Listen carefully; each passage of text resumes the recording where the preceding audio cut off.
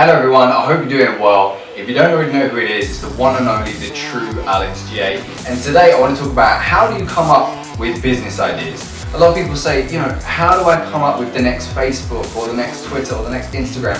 How can I do that?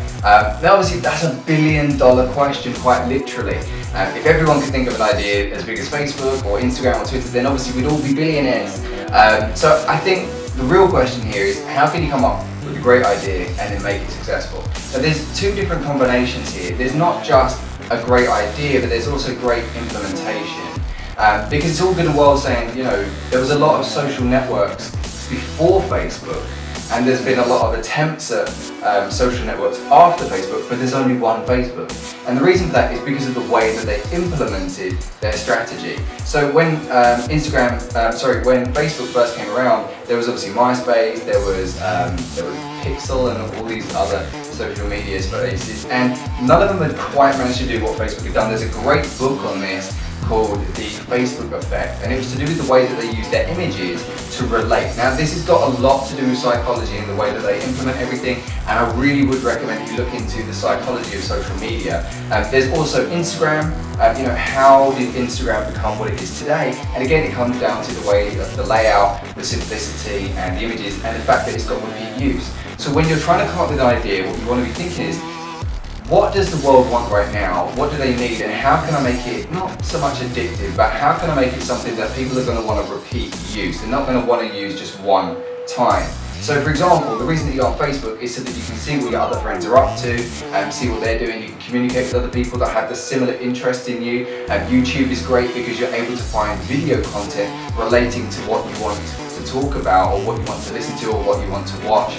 And then you've got Instagram, where you can go on there and you can find people. You might be working in an office, but you can find people that are traveling around the world, and you can look at these beautiful pictures and you can be envious towards them, but it's because that's what you want to look at.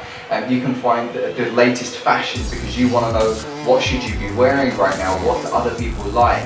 You can use Instagram to find cute puppies or cute cats because those are your interests. So when coming up with a business concept, you need to think, what do other people want? How can I get people to reuse my idea? There's a lot of psychology behind each of these, but again, you want to come up with an idea that a lot of people need and want. Then you need to come up with an idea of how can I make it, how can I get it out? How can I expose it to people? How can I get other people interested in what I have? So let's say, for example, you invented Facebook. That's great. You've got a great concept, you've got a great idea. Now it's about implementation, because if you don't implement it correctly, then it's just a social media network, and it would have fallen beneath sites like MySpace. So you need to work out, how am I going to market this? So you need to find your audience, whereabouts are they located, how am I going to communicate with them, how am I going to get in front of them, how am I going to get their attention, how am I going to get them to try my application. And the way that Facebook did it was they had a lot of their friends already on there. So when you see that your friends are already on that network, you're more likely to then go on there, because you say, well, Mark, Sam, Bob, Sally, the 100 other people, my friends are already on there. And again, to do with psychology, people want to do what everyone else is already doing. They want to be a part of what others are already a part of, and then they move across to Facebook. And that's how Facebook developed. I remember when I was still in high school and I had everyone around me saying, you've got to try this Facebook thing.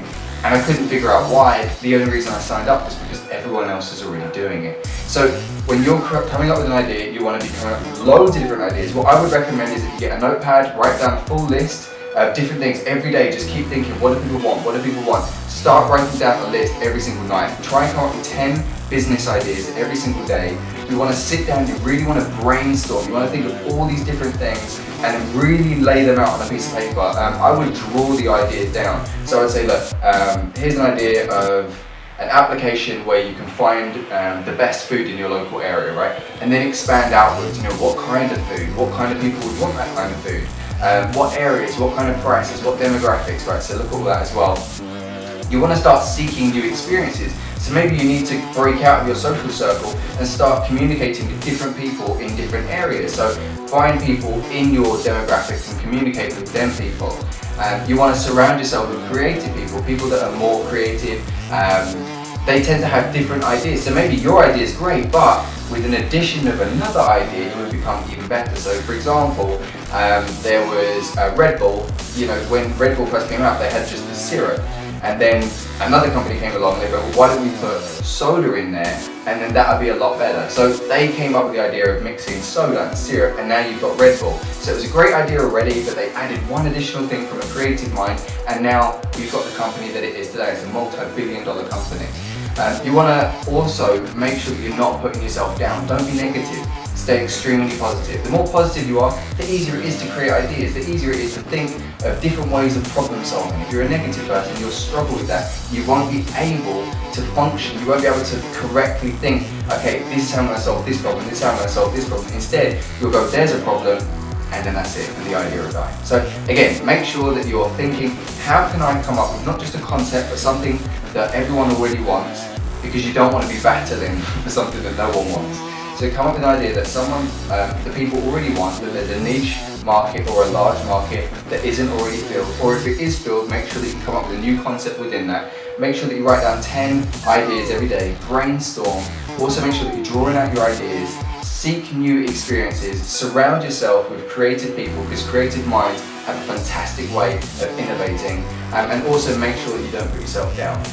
Please make sure that you follow me on facebook.com/thetruealexj. You can also find me on Instagram, which is instagram.com/alexj020. If you want a free business consultation session, please press the link below. Make sure that you subscribe if you love what I'm doing, and there's a lot more videos coming, and make sure to hit that like button. Look forward to speaking to you guys again soon, but in the meantime, peace.